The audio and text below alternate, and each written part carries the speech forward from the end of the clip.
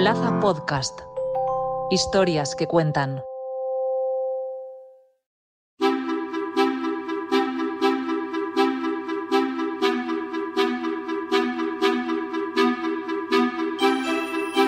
La ciudad de Valencia ha sido testigo de un suceso que ha conmocionado a la comunidad y al resto de España. Un devastador incendio en el barrio de Campanar que ha dejado a su paso una estela de destrucción y dolor. Esta misma semana, otro incendio en una vivienda en el municipio alicantino de Villajoyosa se ha cobrado la vida de 3 personas, entre ellas un niño de 5 años. Expertos en psicología infantil advierten sobre el impacto duradero que eventos como estos pueden tener en la salud mental de los niños y adolescentes. El desastre no solo desencadena emociones intensas como el miedo, la tristeza y la confusión, sino también pueden dejar secuelas psicológicas a largo plazo si no se aborda de manera adecuada. Hoy nos preguntamos cómo pueden las familias proporcionar apoyo y seguridad a los niños después de unos eventos traumáticos como estos. Hoy en Plaza al Día, la vulnerabilidad de los niños frente a situaciones de emergencia.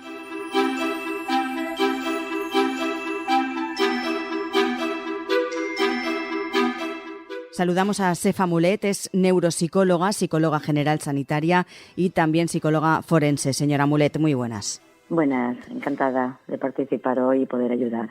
Vamos a empezar por explicar cuáles serían las recomendaciones a los padres, madres, docentes para abordar el tema del incendio de Campanar con los niños más pequeños, que muchos de ellos son muy curiosos y en estos días no paran de preguntar. Sí que es verdad que es normal, ¿no? Y ha sido un impacto general para toda la sociedad y especialmente para los niños y las niñas que han escuchado también estas informaciones y que bien por sus características y su nivel de desarrollo pues no terminan de entender, ¿no? Y no terminan de poder gestionar estas emociones. Una de las pautas más importantes sería que fuéramos muy cercanos, que compartiéramos tiempo, que de alguna manera estemos presentes, ¿no? En aquellas demandas de información que nos hacen. Solo decir, ¿no? Y reseñar que tiene que ser adecuado al nivel de desarrollo sin dar demasiados datos, ¿no? Que les puedan suscitar otra serie de pensamientos, ¿no? De desesperanza delante de una situación tan grave como la que ha sido el incendio. Porque, como digo, muchos son muy curiosos, preguntan, han visto imágenes en la televisión, han oído conversaciones que, aunque los adultos pensemos que no están en la conversación, sí que están atentos y están procesando todo lo que escuchan. Incluso algunos pues han podido tener pesadillas o cierta inquietud. ¿Cuáles son o serían los síntomas que tenemos que estar los padres alerta para ver que efectivamente están padeciendo o están sufriendo por este incendio y no saben cómo manifestarlo? En un primer momento sí que es normal, ¿no? En la población adulta también nos pasa, hemos estado más inquietos, más pendientes de la noticia, también hemos generado también muchas angustias, ¿no? Por el tema que nos ocupa y que realmente los niños y las niñas pues también tienen esas manifestaciones a nivel emocional. Entonces, en un primer momento, como seres humanos, nosotros este tipo de catástrofes pues nos desarrolla mucha angustia y lo que comentabas tú, ¿no? Puede ser que incluso tengamos pesadillas, no dormir bien, incluso empeorar nuestra calidad en la alimentación o descuidar algunos hábitos, pero que eso tendría que ser en esos primeros momentos, esos primeros días, y que poquito a poco observemos que se van retomando pues esos intereses, esas actividades diarias, esa diversidad, ¿no? En la temática que se genera en la familia o en las conversaciones, y que estemos un poquito atentos, que vaya viendo como en progresivo, ¿no? Que se va avanzando y vamos adaptándonos un poquito a las circunstancias y vamos dejando el tema no en un plano secundario en el olvido, pero sí en un plano que sea más adaptativo y que podamos retomar nuestro día a día pues desde otra perspectiva y con salud, ¿no? Y con hábitos que sean los de los cotidianos, ¿no? Nos decía usted que hay que evitar, en el caso de los más pequeños, dar muchos detalles. Pero, por ejemplo, ¿habría que explicarles exactamente lo que ha sucedido, que ha habido un incendio, no se sabe todavía las causas, etcétera? No ocultarles información, es decir, no mentirles. Exacto, es importantísimo no ni mentirles ni ofrecer ninguna información que sea como fantasiosa o que no se ajuste a realidad, porque como tú bien decías, esa información les va a venir por muchos cauces, Puede ser desde la familia, noticias que han escuchado, o incluso entre ellos y ellas en los patios del colegio o en otros entornos también se va compartiendo esta información porque ha sido muy grave y ha estado pues eso presente en nuestro lenguaje y en nuestra vida cotidiana pues estos días.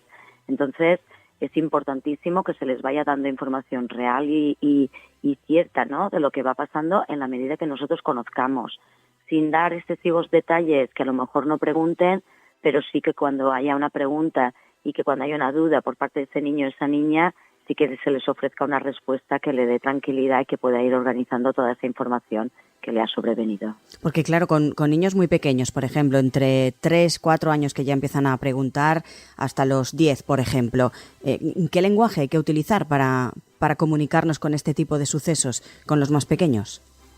Pues un lenguaje lo más cercano y lo más afectivo posible, y que de alguna manera transmitamos siempre al final de todas esas comunicaciones tranquilidad, apoyo, ayuda, y que tienen esa puerta abierta a que si necesitan algo por parte de los adultos que estamos ahí rodeando esa infancia y esa pues inicio, ¿no?, de adolescencia, pues que de alguna manera sepan que cuentan con nuestra ayuda y que en la medida de lo posible se les va a ofrecer ayuda, incluso si necesitan, ¿no?, de algo más profesional, y que pueden contar también con psicólogos o psicólogas si en algún momento viéramos que no se avanza a esa adaptación lógica que tenemos el ser humano de resistencia delante de todas estas catástrofes y situaciones tan difíciles. Estamos hablando de cualquier niño que haya escuchado, haya visto las noticias, pero en este incendio, en este suceso, por desgracia, también se han visto implicados muchos niños. Ellos lo han vivido en primera persona. ¿De qué manera hay que tratarlo con esos niños?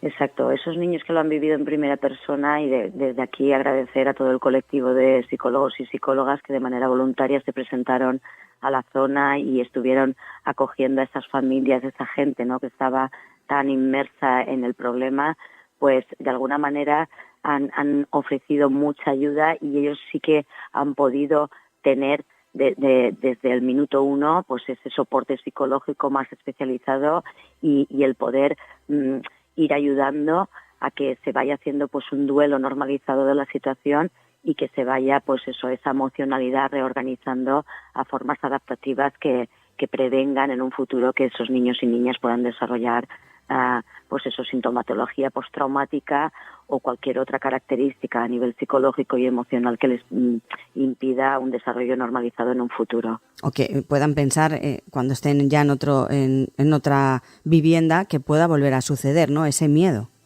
Exacto, ese miedo, pues lo que decíamos al principio, ¿no?, lógicamente tiene que estar al inicio porque es un impacto muy importante y la persona necesita adaptarse a él y asimilarlo, pero que sí que es verdad que lo que decimos, que pueda esta emocionalidad reconducirse y que puedan encontrar tranquilidad en su vida cotidiana cuando se reubiquen y puedan estar en otros domicilios o en otras casas. Hemos hablado de niños más pequeños, pero en el caso de los adolescentes, algunos sí que expresan sus sentimientos, hablan con sus padres y explican y se desahogan. Otros no, son más tímidos o no les en ese momento, en esa edad es complicado también a veces comunicarse con los padres porque estás en otro planeta. ¿A ellos hay que dirigirse de alguna otra manera? Tienen más herramientas que los niños pequeños, y entonces también es verdad que ya por esa madurez un poco más diversa, ¿no?, respecto a esas primeras infancias o niños más pequeñitos y niñas, pues suelen comunicar más abiertamente sus emociones, y sí que es verdad que hacen demandas de ayuda, cosa que a lo mejor los niños más pequeños pues no lo hacen de manera tan abierta.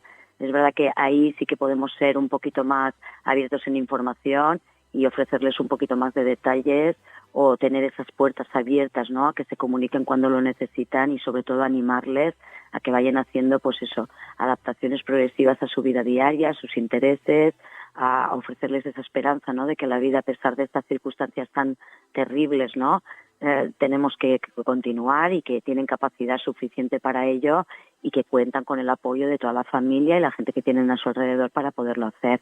Eso sería muy básico y muy necesario también, que esa adolescencia sepa que bueno, que la vida real también comporta mucho sufrimiento, y que el ser humano tiene herramientas, aunque a veces sean muy difíciles, ¿no?, al inicio ponerlas en práctica, pero que pueden y deben hacerlo. En el caso de los adolescentes, aquí tienen otra arma que son las redes sociales, que en este caso pueden incluso perjudicar, ¿no?, a todo lo que lean o a todo lo que vean, que no sea a veces cierto, y pueden llegar a confundirlos y también a ponerse inquietos, ¿no?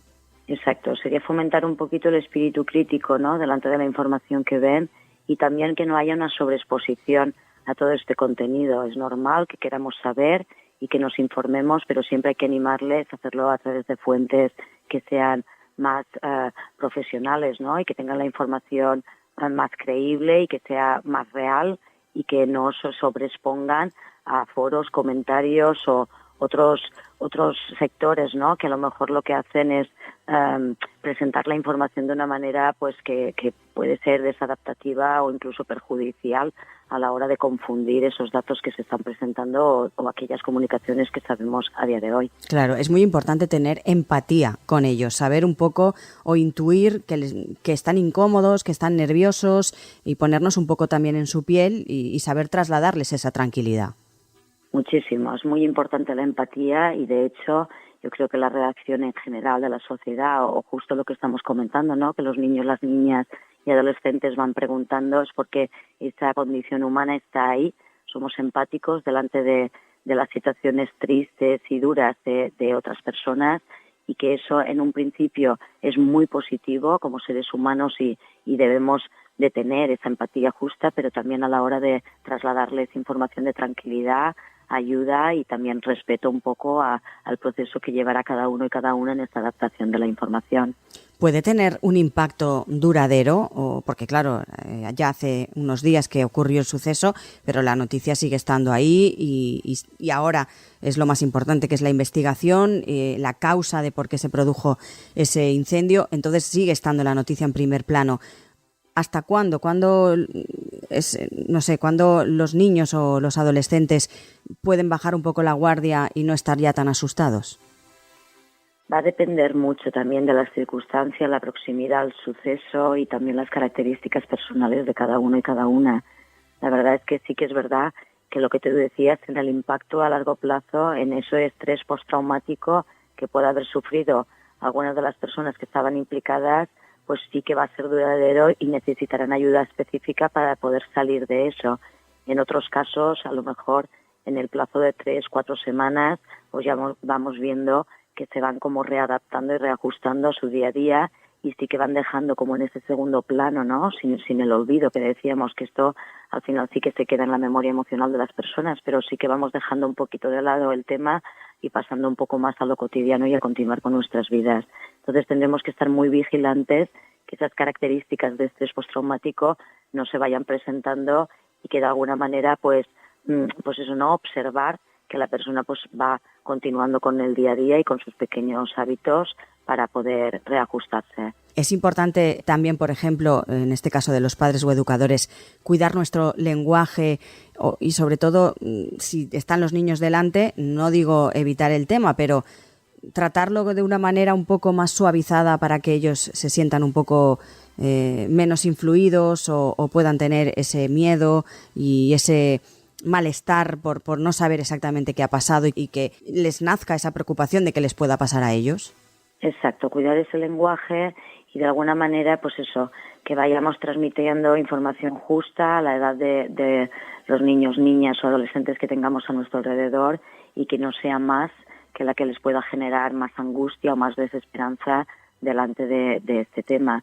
Entonces, sería pues eso, abordar la información desde un punto de vista ajustado al nivel de desarrollo y a la sensibilidad de los más pequeños.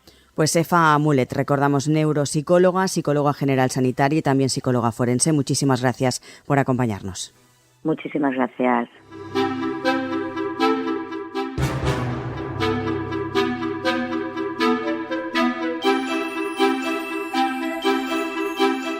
La psicóloga destaca en primer lugar la importancia de hablar con sinceridad sobre lo ocurrido, adaptando, eso sí, la información a la edad y nivel de comprensión de cada niño. Y, por supuesto, no mentirles. Subraya la necesidad de limitar la exposición de los niños a imágenes perturbadoras y noticias sobre el incendio.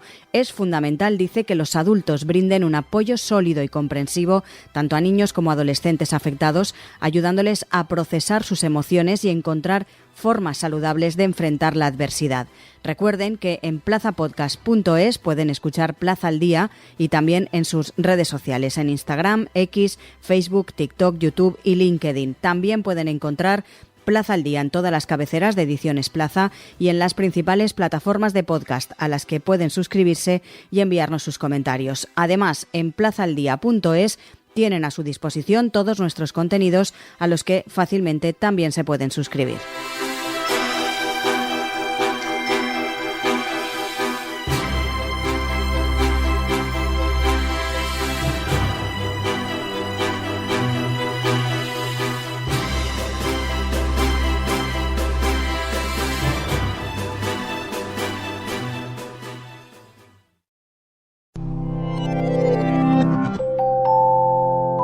Plaza Podcast. Historias que cuentan.